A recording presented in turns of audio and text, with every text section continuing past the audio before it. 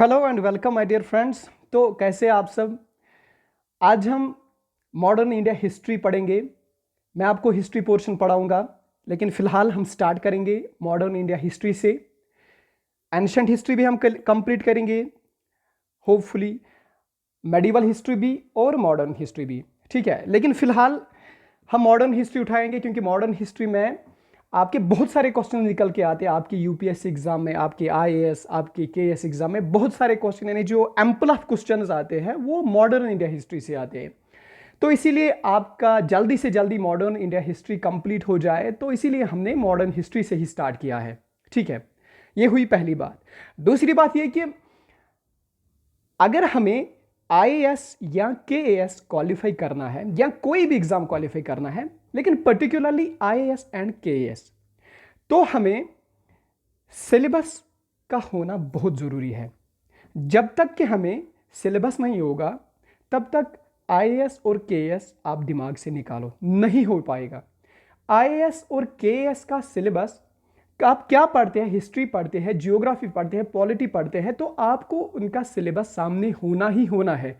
जो line syllabus में दी गई है वही लाइन आपको उठानी है और इसी से पढ़ना है। मतलब सिलेबस से लाइन उठानी है और कोई सा भी सोर्स आप उठाइए फिर पढ़िए वही लाइन। तो बस इसी में से आपके केएएस और आईएएस के क्वेश्चंस पूछे जाते हैं। सिलेबस के बगैर, सिलेबस के आउटसाइड में आपसे कोई भी क्वेश्चन नहीं पूछा जा सकता है, ठीक है। ये हुई पहली बात।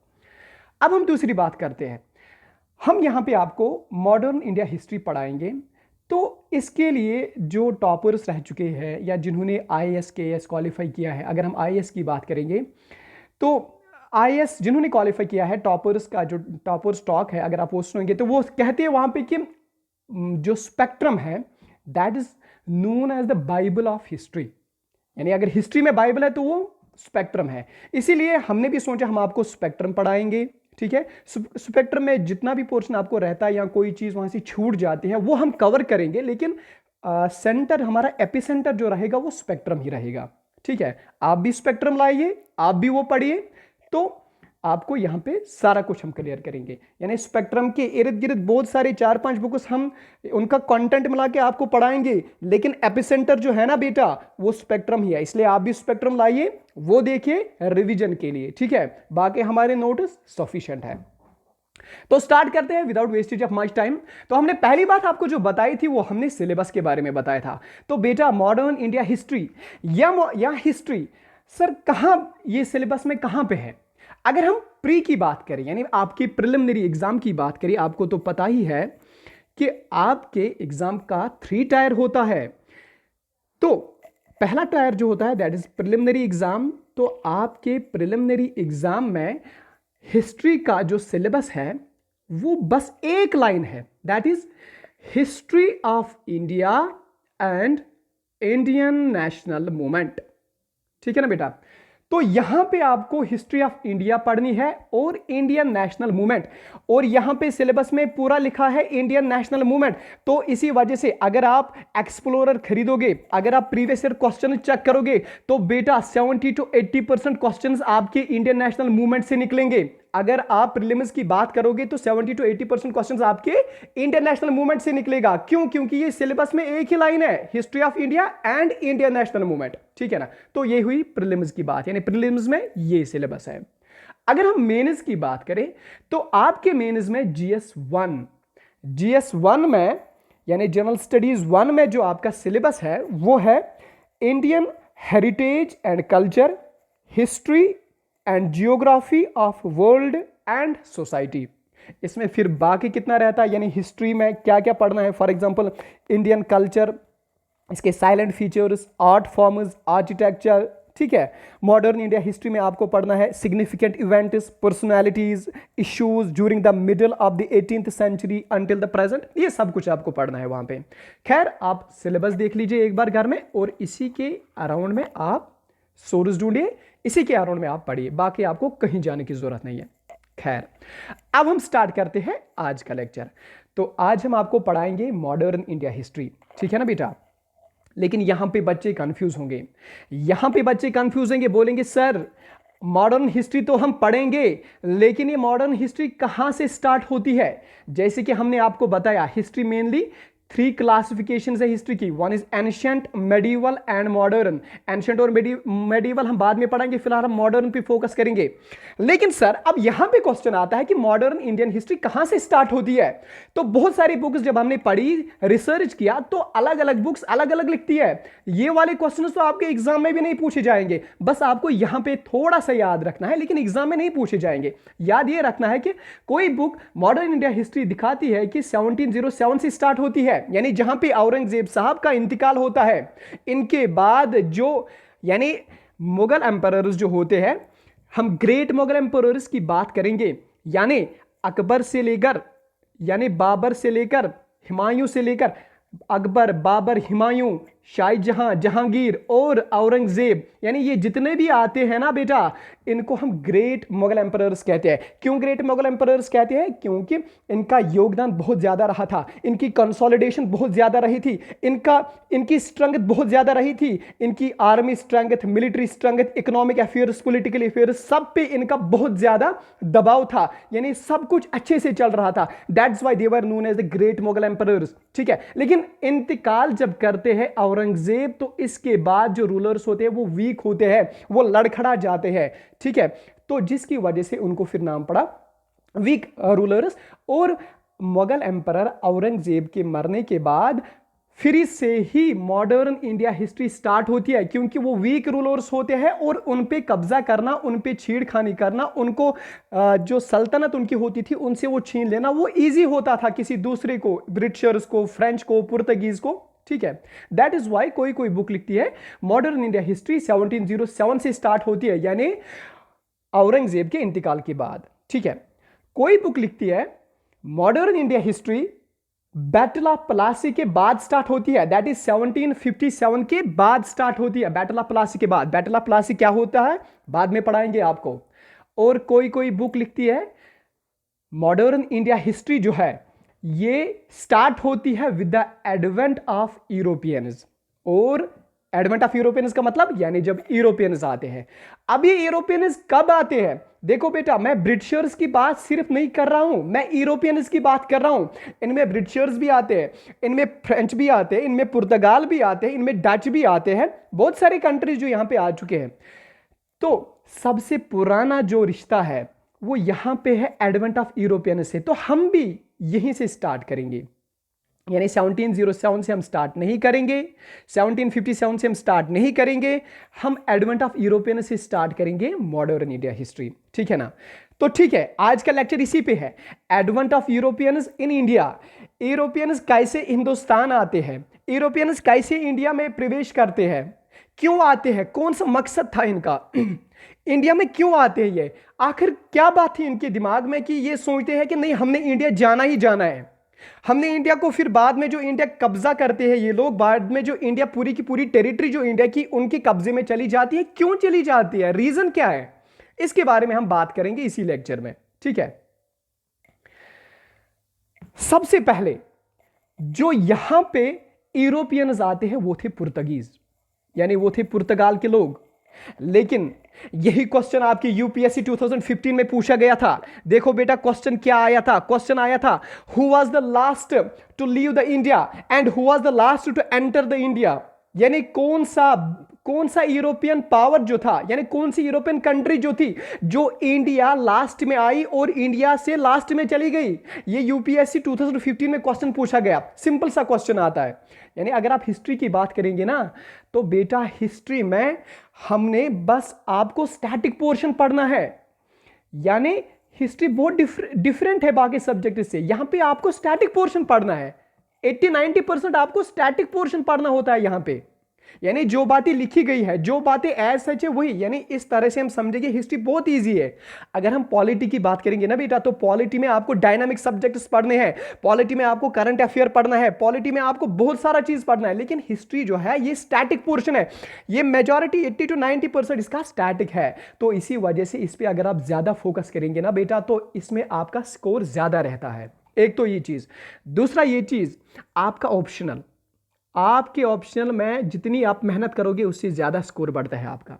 And third more thing, that is आपका GS paper 4, that is ethics. यानी इथिक्स भी जितनी आपकी स्ट्रांग होगी उतना आपका ज्यादा स्कोर बनता है और आप उतना ज्यादा अच्छे से क्वालिफाई कर सकते हैं। ठीक है ना बेटा?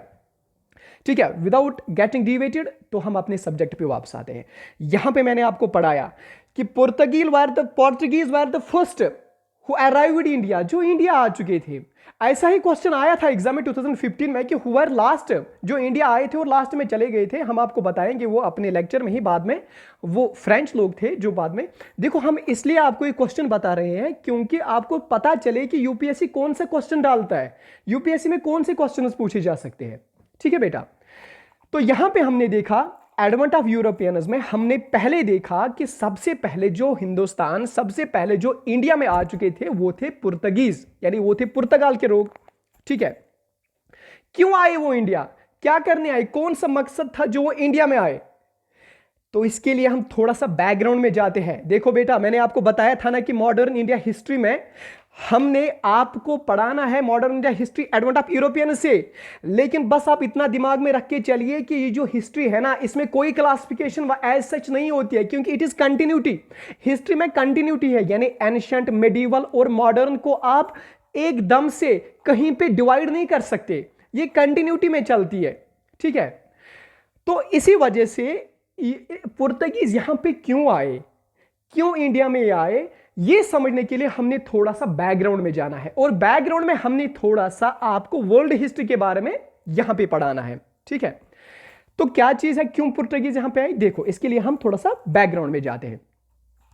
सबसे जो माइटी पावर्स यूरोप में होते हैं उस टाइम पे, यानी 7th सेंचुरी में या 7th सेंचुरी से लेकर, यानी जो माइटी पावर यूरोप में होता है, यहां जो यूरोप में सबसे ज्यादा जिसका बोलबाला होता है, यूरोप में जिसका ज्यादा दबदबा होता है, यूरोप में जिसका मिलिट्री इन्फ्लुएंस सबसे ज्यादा होता है, जिसका इकोनॉमिक स्ट्रेंथ सबसे ज्यादा होती है, वो रोमन एम्पायर का था। तो बेटा रोमन एम्पायर तो पता ही होगी, अगर नहीं पता होगी तो हम बताएंगे यहां पे रोमन एम्पायर क्या होता है।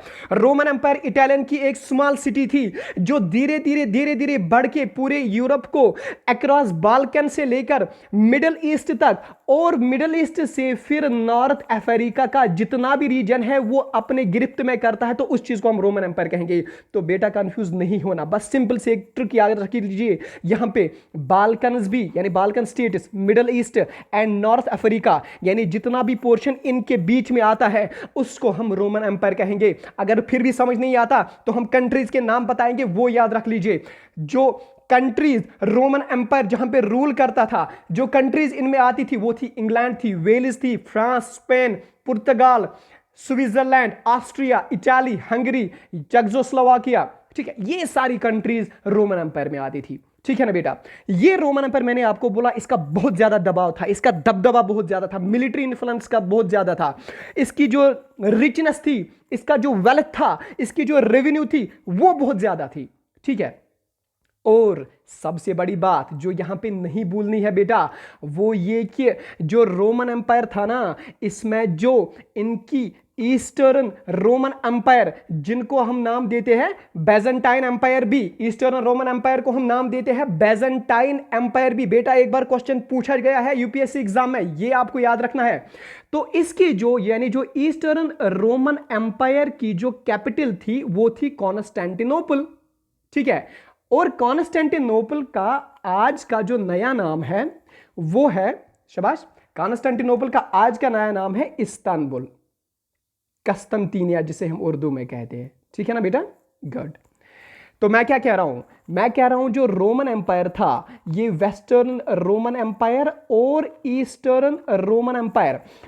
ईस्टर्न रोमन एम्पायर की कैपिटल कौन थी? ईस्टर्न रोमन एम्पायर की कैपिटल थी जिसको हम कॉन्स्टेंटिनोपल कहते हैं, या जिसका आज का नया नाम है इस्तांबुल। ठीक है? उसको हम बैजेंटाइन भी कहते थे, इसी वजह से इस एम्पायर को हम बैजेंटाइन एम्पायर भी कहते थे बेटा।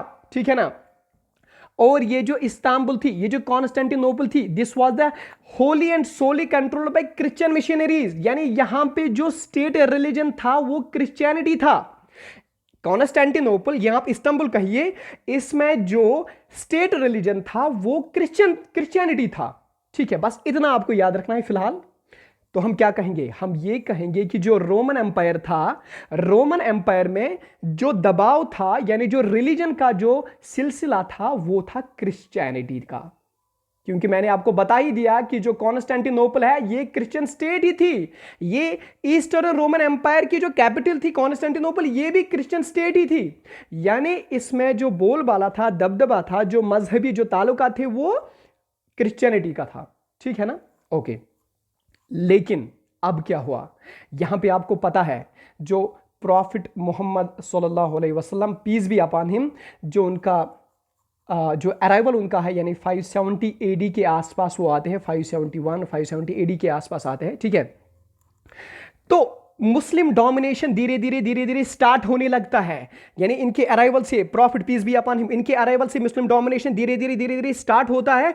और 7th सेंचुरी में आते आते यहां पे जो खलीफा होते हैं जिनका नाम होता है खुलफाई राशिदीन, तो खुलफाई राशिदीन क्या करते हैं? ये अपना दबाव, ये अपना इस्लामिक इन्फ्लुएंस इसी रोमन एम्पायर पे डालते हैं और 7th सेंचुरी में इस पूरे रोमन एम्पायर को कैप्चर करते हैं। पूरे रोमन एम्पायर को नहीं, यहां पे इनके जो दो मेन सिटीज होते हैं, जो मेन दो कंट्रीज होते हैं, जो मेन दो एरियाज होते हैं, that is Egypt and Syria. ये बहुत ही वेल्दिएस्ट एरियाज होते हैं इस टाइम के। यानी रोमन एम्पायर के सबसे अमीर तरीन स्टेट्स जो होते थे, इजिप्ट और सीरिया। इजिप्ट को हम उर्दू में मिस्र कहते हैं, सीरिया को मुल्क शाम कहते हैं। तो ठीक है ना बेटा, ये दो स्टेट्स, ये दो सिटीज अरब डोमिनेशन में आते हैं, ये दो सिटीज अरब कॉन्क्वेस्ट में आते हैं। यानी जो अरब मुस्लिम कॉन्क्वेस्ट होता है, ये इजिप्ट और सीरिया को कब्जे में करता है। यानी रोमन एम्पायर से छीन के मुसलमान के एम्पायर में चला जाता है, दैट इज अरब डोमिनेशन में चला जाता है, या मुस्लिम एम्पायर में चला जाता है। कौन कौन? Egypt and Syria. ठीक है?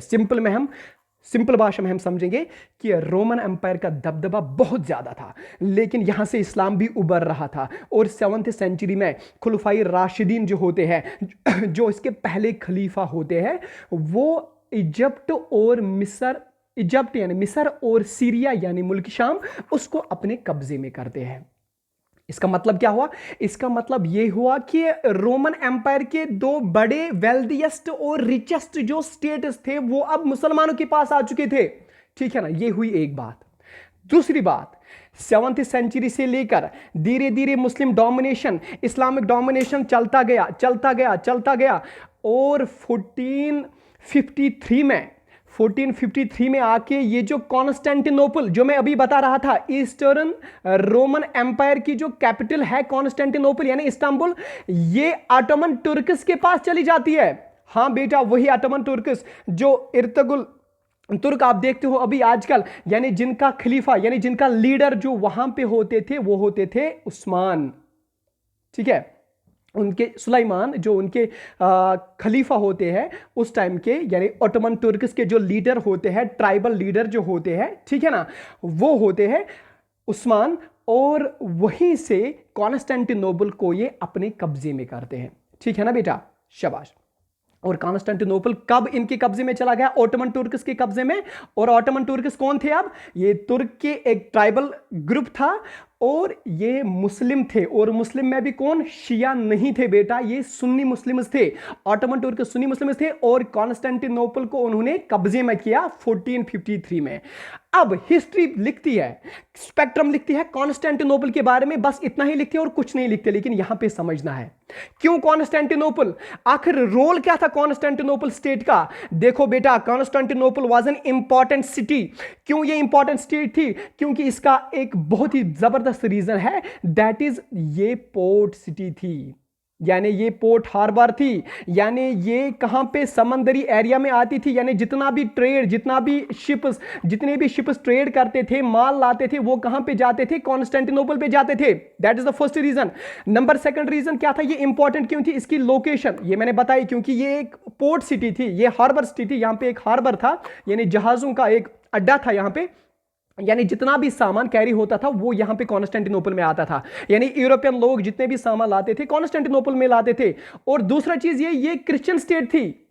लेकिन अब ये तुर्कस ने ली, तो इसका मतलब क्या हुआ, ये क्रिश्चियनिटी का जो रोल था, क्रिश्चियनिटी का जो इन्फ्लुएंस था, वो अब चला गया, वो खत्म हो गया, और जो डोमिनेशन स्टार्ट हो गया था वो मुसलमानों का स्टार्ट हो गया था। ठीक है ना।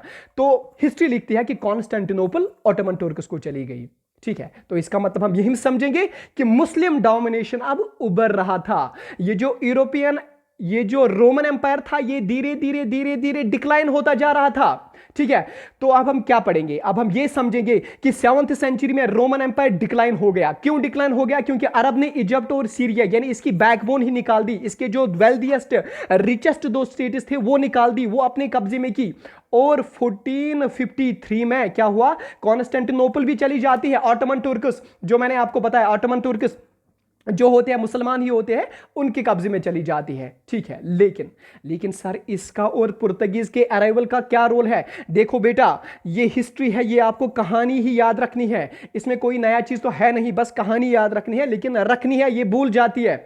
बस आप फिलहाल ये चीज याद रखो, इस्लाम एंड अरब डोमिनेशन धीरे धीरे उभर रहा था, तुर्क डोमिनेशन धीरे धीरे उभर रहा था, अरब मुस्लिम उभर रहे थे, उनका इन्फ्लुएंस उभर रहा था, ये बस आपको याद रखना है। ठीक है, और रोमन एम्पायर धीरे धीरे डिक्लाइन होता जा रहा था। ठीक है, अब हम आते हैं, अगर यहां पे अब मुस्लिम जो उभर रहे थे, मुस्लिम डोमिनेशन जो आ रहा था, इसकी वजह से क्या हो रहा था? देखो बेटा, इसकी वजह से क्या हो रहा था, इसकी वजह से जो ट्रेड रूट मोनोपोली होती है ना बेटा, यानी अगर ट्रेड पे किसका हक है, यानी मोनोपोली तो आपने पढ़ी होगी, जिसने नहीं पढ़ा होगा उसके लिए हम बताएंगे। मोनोपोली होता है जिसका अकेला हक होता है। फॉर एग्जांपल, अगर अभी कोविड का मसला है, अगर कोई कंट्री वैक्सीन बनाती है, फॉर एग्जांपल रशिया ने स्पुतनिक 5 बनाया है वैक्सीन, तो इस वैक्सीन का सिर्फ और सिर्फ मोनोपोली अब रशिया को है। जब तक रशिया लिख के नहीं देगा किसी और को, तब तक उनकी मोनोपोली है, यानी जितना चाहे इस पे अपना मतलब प्राइस फिक्स करेंगे, सब कुछ, उसको मोनोपोली कहते हैं। ठीक है, यानी किसी एक इंसान का रोल होता है, बाकी कोई इसमें कुछ नहीं कर सकता, दैट्स मोनोपोली। तो इसी तरह से जो ट्रेड रूट मोनोपोली थी उस टाइम की, ट्रेड रूट मोनोपोली, हाँ यहां पे अंडरस्टैंड करना, ट्रेड रूट यानी रेड सी, यानी समंदरी रूट जो भी था, और लैंड रूट यानी समंदरी रूट भी, और लैंड रूट पे भी किसका कब्जा था? वो मुसलमानों का कब्जा था। यानी जितना भी माल अब समंदरी रास्ते से आता था, जितना भी माल अब लैंड रूट से आता था, यानी जो भी ट्रेड अब लैंड से होता था या सी से होता था, वो किन की मोनोपोली थी? उस पे किन का कब्जा था? वो मुसलमानों का कब्जा था। ठीक है ना बेटा, यहां पे समझ आ रहा? ओके, ठीक है। तो अब हमें यहां पे समझना है कि अब अगर अरब डोमिनेट हो रहा था, डोमिनेशन और अरब का डोमिनेशन हो रहा था, इनका इन्फ्लुएंस बढ़ रहा था, दुनिया में उभर रहे थे, इससे क्या होगा? यूरोप पे क्या होगा? ठीक है, ऐसे क्वेश्चन यूपीएससी में आपको पूछते हैं। देखो बेटा, क्या होगा यूरोप पे? यहां पे डायरेक्ट कांटेक्ट जो यूरोप और इंडिया का था वो खत्म हो गया, वो तो नहीं रहेगा। क्यों नहीं रहेगा? देखो यहां पे समझते, मैप पे मैं आपको समझाऊंगा। देखो बेटा, शाबाश, देखो यहां पे पोर्चुगीज यहां पे है, सपोज पोर्चुगीज हम यूरोप कहेंगे, यूरोप का ही पार्ट है, ये आपका यूरोप है। ठीक है, और ये रहा आपका इंडिया। ठीक है, यहां पे बीच में कौन है? यहां पे बीच में अरब है, और यहां पे आपके तुर्की साहब है, यहां पे तुर्की लोग हैं। ओके, यहां पे यूरोप, यहां पे तुर्की, यहां पे अरब, और यहां पे इंडिया।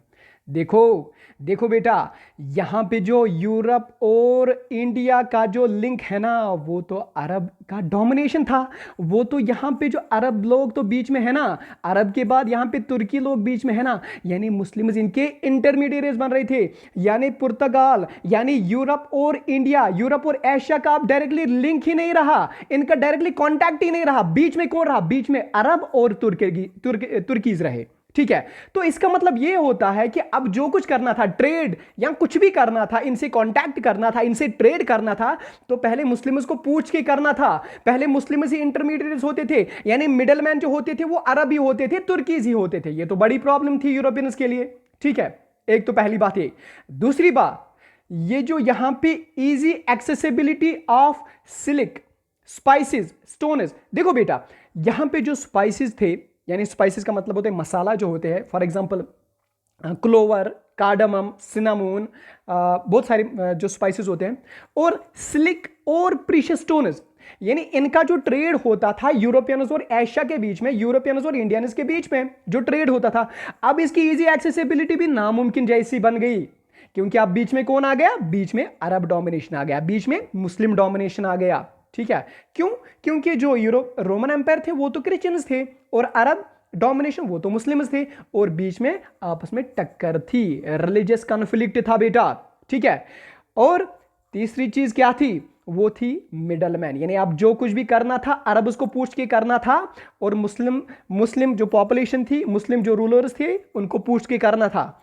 और चौथी चीज, इनका जो रेवेन्यू था ना, रोमन एम्पायर यानी जो ट्रेड वेड करते थे, उनका जो रेवेन्यू था यानी एशिया से, वो तो खत्म हो गया। और रेवेन्यू किनका बढ़ता था? रेवेन्यू यहां पे मुस्लिम्स का बढ़ता था। क्यों? क्योंकि यहां पे अगर यूरोप का ये है अरब और ये है इंडिया का, यानी अगर ट्रेड जाता था तो वो अरबियन को जाता था। फॉर एग्जांपल ये 10 रुपीज में यहां से खरीदता था और इसको 50 रुपीज में बेचता था, तो सबसे ज्यादा मुनाफा तो अरब यानी इंटरमीडियरीज का ही आता है ना, तो मोर रेवेन्यूज इंटरमीडियरीज को ही आते हैं। यानी ये सारी तकलीफें देख के, यानी जितने भी मैंने बोला, यानी डायरेक्ट कांटेक्ट अब रहा ही नहीं, इजी एक्सेसिबिलिटी तो रही नहीं, मिडलमैन अब कोई और बन गया, रेवेन्यूज तो किसी और को चले गए। ये तकलीफें तो बर्दाश्त नहीं थे रोमन एम्पायर को, ये तकलीफें तो बर्दाश्त नहीं थे यूरोपियंस को। ये थी एक रीजन। दूसरा रीजन, रिलीजियस कॉन्फ्लिक्ट। देखो बेटा, यहां पे अरब डोमिनेशन उभर रहा था, क्रिश्चियनिटी को कबूल कहां होगा? अरब डोमिनेशन, इस्लामिक डोमिनेशन हो जाए, तो ये बहुत बड़ा एक रीजन था इन दोनों का कॉन्फ्लिक्ट। ये दो रीजन बहुत बड़े रीजन थे जिसकी वजह से क्या? यूरोपियंस जो थे, Europeans were keen to find a direct sea route to the India. अब यूरोपियन चाहते थे, मैंने आपको दो रीजन बताए, बहुत ही दो बड़े दो रीजन। इन दो रीजन की वजह से अब यूरोपियन चाहता था कि मैं डायरेक्ट सी रूट कहां लेके जाऊं? इंडिया, यानी मुझे डायरेक्टली इंडिया जाना है, कहीं कहीं कुछ ऐसा हो जाए कि मैं खुद इंडिया चला जाऊं। तो ये एक किस्म की चाहत, एक किस्म की ऑब्सेशन बना था किसको? यूरोपियंस को। ठीक है ना बेटा? क्यों? क्योंकि रेड सी पे भी कब्जा मुसलमानों का कब्जा नहीं था, डोमिनेशन था, या आप ये कहिए कि बोलबाला, दबदबा, इन्फ्लुएंस वो मुसलमानों का था, और लैंड रूट का जो भी था वो भी मुसलमान ही बीच में आते थे। देखो बेटा, यहां पे हम आपको मैप के जरिए से थोड़ा सा बताएंगे। देखो यहां पे जो अरब है, ठीक है, और यहां पे जो आपका, चलो पहले अजान हो रही है,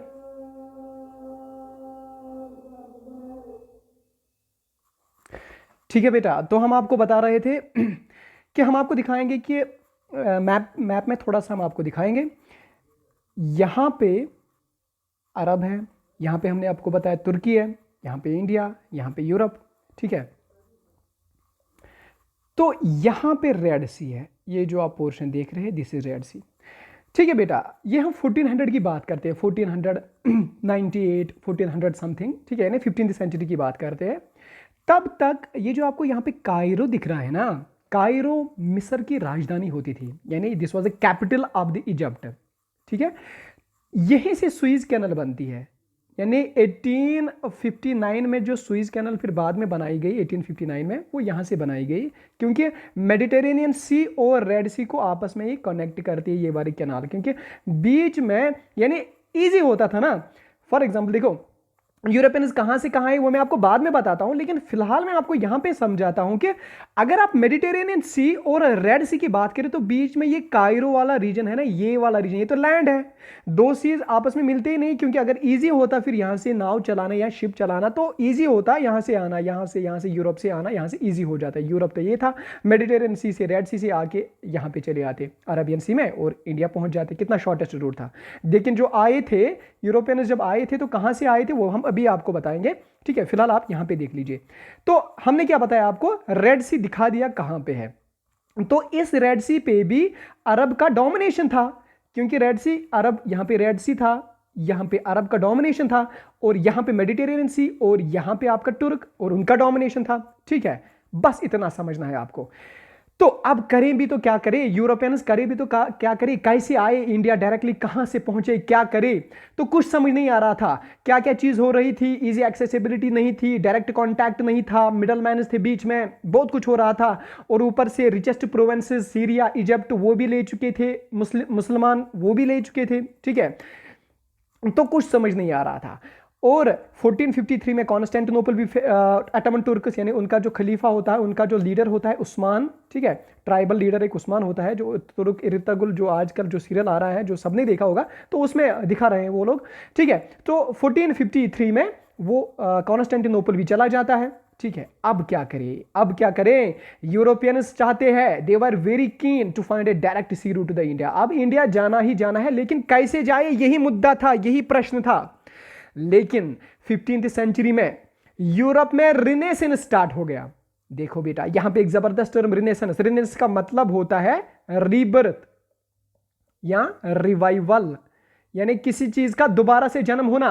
किस चीज का जन्म हो रहा था यूरोप में, कौन सी चीज जन रही थी, कौन सी चीज दोबारा आ रही थी यूरोप में उस टाइम, तो वो चीज थी बेटा रिवाइवल, रिबर्थ। किस चीज का, art, architecture, thoughts, ideas, literature, उनका रिवाइवल हो रहा था।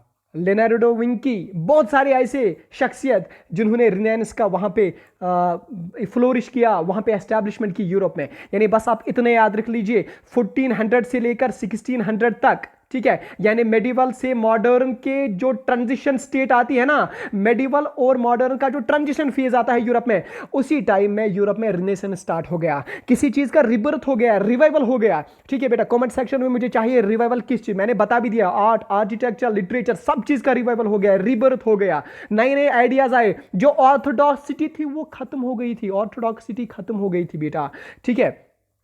तो रिनेसेंस आ रहा था यूरोप में, ये एक एज पॉइंट था यूरोप में। और बस रिनेसेंस नहीं था, सिर्फ रिनेसेंस नहीं था, क्या था, कॉल फॉर एक्सप्लोरेशन। यूरोप ने बोला कि हमें एक्सप्लोर करना है, यूरोप ने कॉल फॉर एक्सप्लोरेशन दी है। एक क्वेश्चन, एक और क्वेश्चन आया है आपके यूपीएससी एग्जाम में बेटा कि कॉल फॉर एक्सप्लोरेशन पे आपको डिस्कस करना था, एग्जाम में पूछा गया था कॉल फॉर एक्सप्लोरेशन डिस्कस कर पाओगे, अगर नहीं कर पाओगे तो यहां पे हम आपको बताएंगे। देखो बेटा, तो क्या चीज हमने बताया, हमने बताया 15वीं सेंचुरी में यूरोप में रिनेसेंस शुरू हो गया था। और रिनेसेंस ही नहीं, रिनेसेंस के साथ साथ एक्सप्लोरेशन की कॉल भी आई थी। लेकिन सर एक्सप्लोरेशन, एक्सप्लोर किस चीज को करें, एक्सप्लोर हम, उनका मोटिव था हम 4 चीजों का एक्सप्लोर करेंगे। वन इज क्रिश्चियनिटी, ठीक है, यानी पूरी दुनिया पे क्रिश्चियनों का राज करना, पूरी दुनिया में क्रिश्चियनिटी फैलाना। नंबर 2 वेल्थ, यानी रेवेन्यूज लाना, दौलत जमा करना, बहुत प्रॉफिट अपने अपने ट्रेड में लाना, ठीक है। और नंबर 3 थिंग नॉलेज, यानी आप डिफरेंट जगहों पे जाओ, जो चीज़ें अभी एक्सप्लोर ही नहीं की गई है, जो चीज़ें अभी दरियाफ्ती नहीं की गई है, डिस्कवर ही नहीं की गई, उन जगहों पे जाओ, एक्सप्लोर करो, उनकी नॉलेज हासिल करो, ठीक है। और नंबर 4 थिंग एशिया, क्योंकि एशिया के बीच में कौन आता था, मुस्लिम्स आते थे ना, इंटरमीडिएरीज तो मुस्लिम थे ना बेटा, तो एशिया जाना, डायरेक्ट कांटेक्ट उनके साथ बनाना, वहां पे खुद ट्रेड करना, ये बढ़िया मोटिव था, ये सबसे बड़ा कॉल थी, सबसे बड़ी कॉल फॉर एक्सप्लोरेशन यही थी, ठीक है ना बेटा, गुड। रिनेसेंस आ चुका था, कॉल फॉर एक्सप्लोरेशन भी आ चुकी थी। बस इतना ही नहीं, यूरोप डेवलप हो रहा था, यूरोप में शिप बिल्डिंग, यूरोप में नेविगेशन वो आ रहा था, उभर रहा था, शिप बिल्डिंग हो चुकी थी, लोग शिप्स बना रहे थे, लोग नेविगेट कर रहे थे, अननोन कॉर्नर्स पे जाते थे, ठीक है। और अब और ज्यादा जाने लगे, ठीक है ना। और बस इतना ही नहीं, इकोनॉमिक डेवलपमेंट हो रही थी। इकोनॉमिक डेवलपमेंट में क्या चीज हो रहा था, कैसे इकोनॉमिक डेवलपमेंट हो रही थी यूरोप में, रिनेसेंस से कैसे इकोनॉमिक डेवलपमेंट हो रही थी, एक्सप्लोरेशन से कैसे इकोनॉमिक डेवलपमेंट हो रही थी। लोगों ने लैंड को एक्सपैंड किया, यानी जितना एग्रीकल्चर लैंड था उसको बढ़ाया, बोला कि इसमें भी अब एग्रीकल्चर जो वेस्ट लैंड है उसको हम एग्रीकल्चर लैंड्स में कन्वर्ट करेंगे, किया एग्रीकल्चर लैंड में कन्वर्ट, इंप्रूव्ड प्लॉट किया, ठीक है। और साइंटिफिक क्रॉप मैनेजमेंट किया, यानी जिसकी वजह से फसल खराब होता था या फसल ही नहीं निकलता था, उसमें साइंटिफिक चेंजेस लाई। कौन सी चेंज थी, फॉर एग्जांपल क्रॉप रोटेशन, यहां पे एक टर्म है, जबरदस्त टर्म है क्रॉप रोटेशन। देखो बेटा, बहुत बार एग्जाम में पूछा गया है, क्रॉप रोटेशन का मतलब होता है, फॉर एग्जाम्पल अगर आप, यही जमीन तो यही है, यही जमीन है, अगर आप अभी इस बार ओट्स बोगे इसमें, ठीक है, जो कश्मीरी स्टूडेंट्स हैं उनको बताएंगे, उसको खसील कहते हैं कश्मीरी में, ठीक है। और इसके बाद अगर आप इसमें शाली उगाओगे, यानी पैडी, ठीक है, तो हुआ ना, यानी ओट्स के बाद पैडी, इसको रोटेट किया ना, एक ही क्रॉप नहीं उगाना है, एक क्रॉप के बगल एक क्रॉप उगाया उसके बाद कोई दूसरा क्रॉप उगाओ, उसको हम कहते हैं क्रॉप रोटेशन। सर इससे क्या होगा, what will be the motive, what will be the reason that crop rotation से साइंटिफिक क्रॉप मैनेजमेंट हो जाएगा, क्रॉप मैनेजमेंट से क्रॉप आपका इंप्रूव हो जाएगा। तो बेटा रीजन ये है कि अगर आप एक ही क्रॉप लगाते हो ना तो जमीन में एक किस्म की सैचुरेशन आती है। क्यों सैचुरेशन आती है, क्योंकि जमीन में जितने भी सारे न्यूट्रिएंट्स होते हैं, जमीन में जितने भी सारे न्यूट्रिएंट्स होते हैं, माइक्रो न्यूट्रिएंट्स बोलिए, मैक्रो न्यूट्रिएंट्स बोलिए, वो सारा का सारा एग्जॉस्ट होता है एक ही क्रॉप से, एक ही क्रॉप से एग्जॉस्ट होता है। अगर आप क्रॉप रोटेट करोगे तो जमीन एग्जॉस्ट नहीं होती है बेटा, ठीक है। तो इसी वजह से जब क्रॉप रोटेशन का कंसेप्ट आया, उनका क्रॉप बढ़ गया, उनका जो क्रॉप प्रोडक्शन थी, जो प्रोडक्टिविटी थी वो बढ़ गई, ठीक है, और इनकी इनडायरेक्टली इकोनॉमिक डेवलपमेंट हो गई, ठीक है, और इंक्रीज्ड सप्लाई ऑफ मीट, यानी मीट का सप्लाई भी ज्यादा हुआ। अब मैंने क्यों बताया है मीट की सप्लाई, यहां पे क्या करना है मीट को, हिस्ट्री तो हम पढ़ते हैं। देखो बेटा, इस मीट को पकाने के लिए स्पाइसेस की जरूरत थी। अब यूरोप में इस मीट को स्वादिष्ट बनाने के लिए स्पाइसेस की जरूरत थी, कॉन्डिमेंट्स की जरूरत थी, स्पाइसेस एंड कॉन्डिमेंट्स की जरूरत थी ना बेटा। और इस मीट को प्रिजर्व करने के लिए प्रिजर्वेटिव जरूरत थे ने, प्रिजर्वेटिव जरूरत थे, और वो प्रिजर्वेटिव क्या थे, वो भी तो स्पाइसेस थे ना। देखो बेटा, अगर किसी चीज को प्रिजर्व करना है तो उसमें हम स्पाइसेस लगाते हैं, ठीक है, उसमें हम स्पाइसेस डालते हैं तो वो चीज प्रिजर्व होता है। तो इन दो चीजों की वजह से, यानी मीट का ज्यादा से ज्यादा होना और प्रिजर्वेशन के लिए हमने क्या चीज जरूरत था, हमने स्पाइसेस जरूरत थी। और ये स्पाइसेस कहां मिलते थे, इंडिया में मिलते थे। और सस्ते दामों में कहां मिलते थे, इंडिया में मिलते थे। इसका सबसे ज्यादा हब कहां पे था, इंडिया में। और इंडिया में एक तो नाम सुना ही होगा बेटा, केरला। केरला एक स्टेट है जिसे स्पाइस स्टेट ऑफ इंडिया कहते हैं। सारा का सारा जो स्पाइस है, बहुत ज्यादा कंट्रीब्यूशन ऑफ स्पाइस जो है वो केरला से निकलता है बेटा। तो ठीक है, यहां पे हम समझेंगे। अब ये तो हुआ यूरोप में रिनेसेंस आ रहा था, यूरोप में कॉल फॉर एक्सप्लोरेशन आ रही थी, यूरोप में शिप बिल्डिंग, यूरोप में इकोनॉमिक डेवलपमेंट हो रहा था। धीरे धीरे यूरोप अब फिर से उभर रहा था, ठीक है। लेकिन एक ही चीज थी, वो थी मुसलमान थे बीच में। लेकिन अब कैसे आएंगे, चलो बेटा देखते हैं, ठीक है। यूरोप की एक और कंट्री जिसका नाम इटाली है, इटाली में दो सिटीज है, वेनिस एंड जिनोय, ठीक है। इस वेनिस और जिनोय को आपके स्पेक्ट्रम ने इंक्लूड किया है, लिखा है, लेकिन ये नहीं लिखा है क्यों लिखा है वेनिस और जिनोय ही, ये दो सिटी क्यों, क्योंकि ये पोर्ट सिटीज है, ठीक है। और पोर्ट सिटीज जो होते हैं ना, देखो बेटा, पोर्ट सिटीज क्या होते हैं, पोर्ट सिटीज होते हैं जो सिटीज समंदर के नजदीक होते हैं, जहां पे आप अपने शिप्स उतारोगे, कोई माल वाले इन शिप्स में होगा, यानी जितना भी सामान, जितने भी यहाँ पे आपका मटेरियल प्रोडक्ट होगा इन शिप्स में, वो आप यहीं पे उतारोगे, ठीक है, इन सिटीज में, ठीक है। तो उनको हम पोर्ट सिटीज कहेंगे। यहाँ पे हार्बर होता था।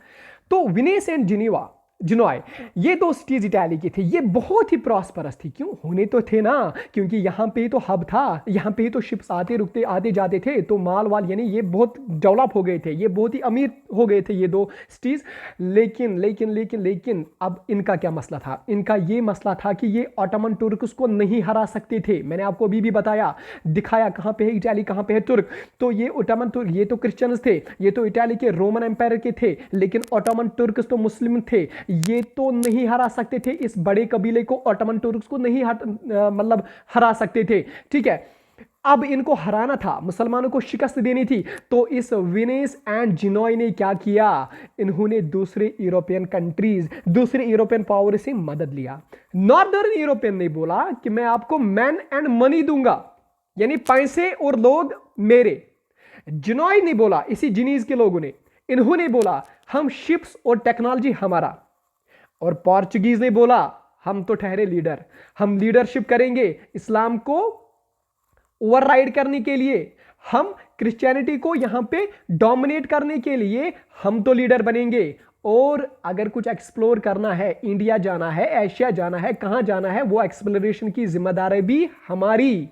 तो नॉर्दर्न यूरोपियन ने मैन एंड मनी दिया, जिनूज ने ships and technology the, Portuguese ने लीडरशिप का जिम्मा लिया। तो ठीक है ना बेटा, ये तीन ताकतें जब मिली तो उन्होंने क्या किया, देखो बेटा फाइनली इनका जो मोटिव होता है वो तो पूरा हो ही जाता है। फाइनली ये क्या करते हैं, इनका जो ऑब्सेशन रहता है, मैं अभी भी बात करता था एक ऑब्सेशन की, यानी ये चाहते थे कि हम इंडिया का जो रूट है, यानी इनका जो गठजोड़ है, इन्होंने क्यों गठजोड़ किया, इन्होंने क्यों आपस में कोलैबोरेशन किया, इसलिए क्योंकि ये चाहते थे कि हम इंडिया खुद जाए, इंडिया का जो रूट है वो डिस्कवर करे।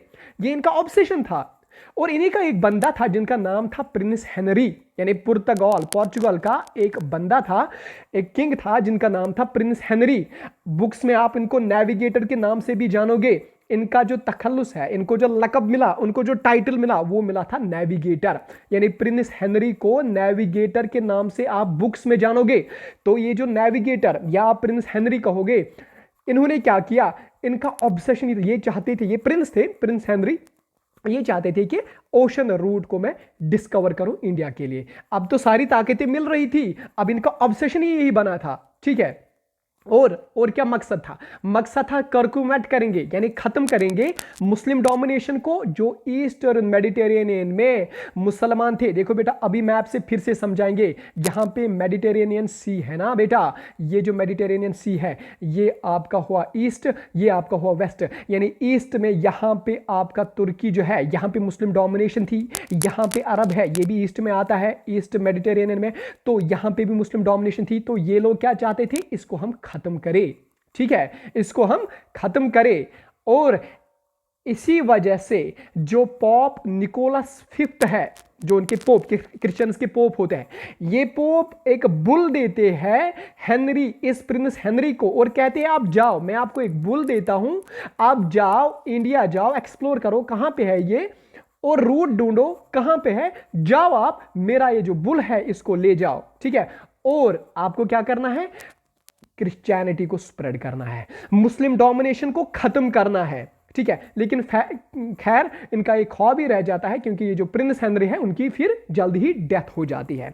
लेकिन यूरोपियंस लोग यहीं पे नहीं रुकते बेटा, यूरोपियंस आगे बढ़ते हैं, इनका जो हौसला होता है, उनकी जो कॉन्फिडेंस होती है वो बढ़ जाती है। ये एक ट्रीटी करते हैं, जिस ट्रीटी का नाम आपको याद रखना ही रखना है, एग्जाम पॉइंट ऑफ व्यू से बहुत ही इंपॉर्टेंट ट्रीटी है, दैट इज ट्रीटी ऑफ टॉर्डेसालिस, ठीक है ना बेटा। तो समझते हैं ट्रीटी ऑफ टॉर्डेसालिस क्या होता है, फिर से मैप पे जाना होगा, अगर हमने ये ट्रीटी समझनी है तो मैप पे जाना होगा, ठीक है। इस ट्रीटी ऑफ टॉर्डेसालिस में क्या बताया गया, ट्रीटी ऑफ टॉर्डेसालिस में पोर्चुगल और स्पेन ने गठबंधन किया, इन्होंने गठजोड़ किया, इन्होंने कोलैबोरेशन किया, इन्होंने कोलेशन किया, कहा कि हम जो भी नॉन मुस्लिम वर्ल्ड है, यानी जहां जहां पे नॉन मुस्लिम वर्ल्ड, सॉरी, जहां जहां पे मुस्लिम वर्ल्ड है, उस मुस्लिम वर्ल्ड को हमने डिवाइड करना, हम एक लाइन खींचेंगे, ठीक है ना बेटा। क्या बताया उन्होंने, तो उन्होंने बताया कि हम एक लाइन खींचेंगे।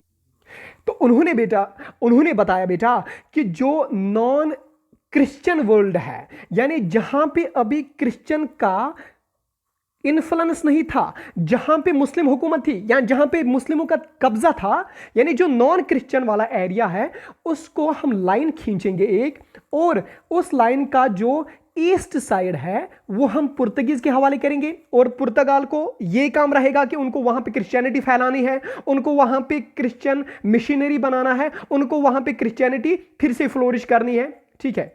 और जो इसका वेस्ट साइड रहेगा वहां पे स्पेन जाएगा, और स्पेन इस नॉन क्रिश्चियनिटी वर्ल्ड को क्रिश्चियनिटी में कब कन्वर्ट करेगा, ठीक है। और ये लाइन कहां खींची गई, देखो बेटा फिर से समझाएंगे ट्रीटी ऑफ टॉर्डेसालिस। तो ट्रीटी ऑफ टॉर्डेसालिस हुई पुर्तगीज और स्पेन के दरमियान, यानी जो यूरोप का, सॉरी, जो रूलर था पुर्तगीज का और जो रूलर था स्पेन का, उन्होंने मशवरा किया खुद से, उन्होंने एक सलाह किया, उन्होंने एक महादा किया, एक ट्रीटी की, और इस ट्रीटी में बताया गया, उस ट्रीटी का नाम रखा गया ट्रीटी ऑफ टॉर्डेसालिस। इस ट्रीटी में बताया गया कि जितना भी नॉन क्रिश्चियन एरिया है, उस एरिया में एक साइड से पुर्तगीज जाएगा क्रिश्चियनिटी फैलाने, और दूसरे साइड से स्पेन जाएगा क्रिश्चियनिटी फैलाने। तो ठीक है, डिसाइड ये हुआ। अब यहां पे क्वेश्चन है, सर पुर्तगीज कहां गया, सर स्पेन कहां गया, तो देखो बेटा यहां पे समझाएंगे। देखो यहां पे उन्होंने बोला, ट्रीटी ऑफ टॉर्डेसालिस में उन्होंने बोला कि ये जो अटलांटिक ओशन है, इसी अटलांटिक ओशन को उन्होंने दो हिस्से किए, ठीक है। एक हिस्सा ईस्टर्न साइड और दूसरा हिस्सा वेस्टर्न साइड, ठीक है ना बेटा। इस ईस्टर्न साइड को पोर्चुगल के हवाले किया, बोला कि ये जो ईस्टर्न साइड में यानी ईस्टर्न अटलांटिक रीजन में जितना भी पोर्शन नॉन क्रिश्चियन का है, यानी जितना भी पोर्शन नॉन क्रिश्चियन का है वो पुर्तगीज संभालेगा, और अटलांटिक रीजन के वेस्टर्न साइड में जितना भी रीजन नॉन क्रिश्चियन का है वो स्पेन संभालेगा। ठीक है ना बेटा, गुड। तो इसी वजह से बेटा एक और क्वेश्चन आपकी यूपीएससी में सालों होता है, वो क्वेश्चन ये कि अगर स्पेन और पुर्तगाल उस टाइम के इन्फ्लुएंसिंग, उस टाइम के बहुत ही पावरफुल, उस टाइम के बहुत ही वेल्थीएस्ट और रिचेस्ट दो ममालिक थे, फिर स्पेन इंडिया क्यों नहीं आया? तो बेटा आंसर यही है, क्योंकि ट्रीटी ऑफ टॉर्डेसैलिस की वजह से स्पेन को western side of Atlantic ocean जाना था और पोर्चुगल को eastern side of Atlantic ocean जाना था। और हमें पता ही है अटलांटिक ओशन के ईस्ट साइड में इंडिया आता है, अटलांटिक साइड ऑफ ईस्ट में एशिया आता है। तो इसी वजह से पोर्चुगल यहां पे आए थे और स्पेन वेस्टर्न साइड चले गए थे। ठीक है ना बेटा, तो आते हैं हम अपने टॉपिक पे वापस। ठीक है, तो ये ट्रीटी हुई, ट्रीटी ऑफ टॉर्डेसैलिस। यहां पे मैंने थोड़ा सा नॉन मुस्लिम लिखा है, तो आपको यहां पे अपने पीडीएफ में ये नॉन क्रिश्चियनिटी लिखना है। ठीक है, बस इतना ही है। ओके ओके ओके, तो यहां पे मैं आपको बता रहा था कि उन्होंने क्या किया, एक लाइन खींची अटलांटिक रीजन में, ईस्टर्न साइड पोर्चुगीज के हवाले और वेस्टर्न साइड स्पेन के हवाले। लेकिन ये लाइन कहां खींची? देखो बेटा, ये लाइन यहां पे खींची गई। यहां पे आपको दिखता है cap word island. Cap word island जो है इसी पे ये इसी के 1300 स्क्वायर किलोमीटर से लाइन खींची गई। ठीक है ना बेटा, यहां से लाइन खींची गई और डिवाइड किया गया नॉन क्रिश्चियन वर्ल्ड को पुर्तगीज में और स्पेन में। ठीक है, तो ये इनकी एम थी। ठीक है, इसके बाद ये लोग इंडिया आते हैं और एक बंदा जिनका नाम होता है Bartholomew Dias. Bartholomew Dias Cape of Good Hope तक तो आ जाते हैं। देखो बेटा, केप ऑफ गुड होप कहां पे पड़ता है? ये है ना साउथ अफ्रीका, ये वाला पोर्शन जो आपको दिखता है यहां पे, खोपड़ी जैसी, इंसान के खोपड़ी जैसी, this is the continent, African continent. ठीक है ना बेटा, ये अफ्रीकन कॉन्टिनेंट है और इस अफ्रीकन कॉन्टिनेंट में ये वाला जो पोर्शन है इसको हम साउथ अफ्रीका कहते हैं। और इसी साउथ अफ्रीका में यहां पे जो आप देखते हैं इसको हम कहते हैं केप ऑफ गुड होप। ठीक है ना बेटा, इसी केप ऑफ गुड होप में एक यूरोपियन का बंदा आया था जिसका नाम था बार्थोलोम्यू डियास। बार्थोलोम्यू डियास यहां से यानी यूरोप से यहां आए थे। अब इसको थोड़ी रास्ता पार करना था और ये इंडिया पहुंच जाता, लेकिन ये नहीं पहुंच पाता। ये बस इतना कहता है कि मैंने थोड़ा सा रास्ता ढूंढ लिया है और यहां से इजी होगा अब इंडिया जाना। बस ये व्यू देता है, एक थोड़ा सा क्लू देता है, इतना ही पता, क्योंकि ये जाता नहीं। और इसके बाद फिर एक मिनट, ठीक है, तो 1487 में ये बस क्लू देते हैं, केप ऑफ गुड होप में जाते हैं, वहां से क्लू देते हैं और फिर इसके 10 साल के बाद, करीबन 10 साल के बाद यहां पे फिर हमारे वास्को डी गामा आते हैं, जो सबको पता होगा, नाम तो सुना ही होगा वास्को डी गामा। तो 10 साल के बाद फिर जाके यहां पे वास्को डी गामा आते हैं। लेकिन 1487 में Bartholomew Cape of Good Hope तक पहुंच जाते हैं, लेकिन इसके बाद फिर यहां पे जो पहले जो अराइव करते हैं उनको वास्को डी गामा हम कहते हैं और 1498 में फिर वो यहां पे आते हैं। अब हम लास्ट में आपको वो मैप दिखाएंगे कि कहां से आए थे वास्को डी गामा। देखो बेटा, यहां पे तो यूरोप है ना, यहां पे तो पोर्चुगल है ना, वास्को डी गामा तो पोर्तुगीज के थे। ठीक है, यहां से यूरोप है, दिस इज यूरोप, ये रहा आपका अफ्रीकन कॉन्टिनेंट, तो यहां से आते हैं। ठीक है, यहां से आते और यहां से फिर केप ऑफ गुड होप तो आते, इसके बाद यहां पे इंडिया चले जाते हैं, कैलिकट में जाते हैं, जहां पे जमोरिन साहब उनका वेट करता है और जमोरिन साहब उनका इस्तेकबाल करता है। वो बात की स्टोरी है, वो हम आपको कल बताएंगे। लेकिन मुझे कमेंट सेक्शन में चाहिए कि केप ऑफ गुड होप नाम क्यों पड़ा? सर एक अच्छा नाम है केप ऑफ गुड होप, यहां पे कुछ तो बता रहा है ना, गुड होप। ठीक है, मुझे कमेंट सेक्शन में चाहिए। ठीक है, मैं देखना चाहता हूं कि किन किन बच्चों को पता है, कि कौन कौन बच्चे फोकसिंग है केप ऑफ गुड होप। यहां पे एक टर्म है, अच्छी जबरदस्त टर्म है, गुड होप।